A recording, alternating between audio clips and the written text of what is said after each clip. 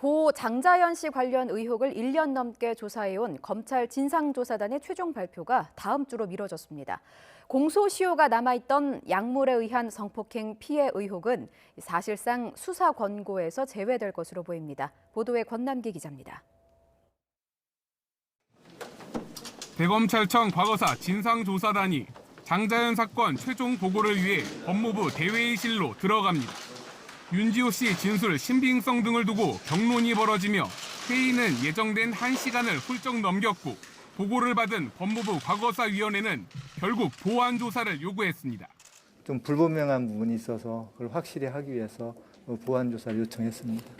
대검찰청 진상조사단은 이번 보고에서 장자연 사건 관련 의혹을 크게 12가지로 정리했습니다.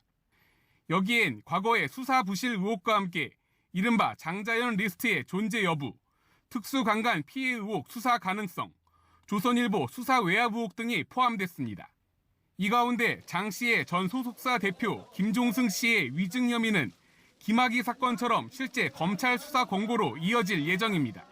하지만 약물에 의한 성폭행 피해가 의심된다는 특수강간 의혹은 윤지호 씨 진술 신빙성 등을 두고 문제가 제기되며 사실상 권고가 어려울 전망입니다. 특수강간 의혹은 장 씨와 직접 관련해 공소시효가 남은 유일한 혐의로 꼽혀왔지만 증거는 확보하지 못한 것으로 전해졌습니다. 다만 이제 수사를 하라고 할 정도는 못 되지만 자료를 받아서 수사 개시 여부를 검찰이 좀 판단해달라. 진상조사단은 이 밖에도 이른바 장자연 리스트의 존재 여부 등에 대해 하나의 결론을 내지 못한 것으로 전해집니다. 법무부 과거사위원회는 다음 주 보완 조사를 검토한 뒤 오는 21일 장자연 사건에 대한 최종 조사 결과를 공개할 예정입니다. 고 장자연 씨가 스스로 목숨을 끊은 뒤 10년 동안 제기된 각종 의혹에 대해 진상조사단이 어떤 답을 내놓을지 주목됩니다.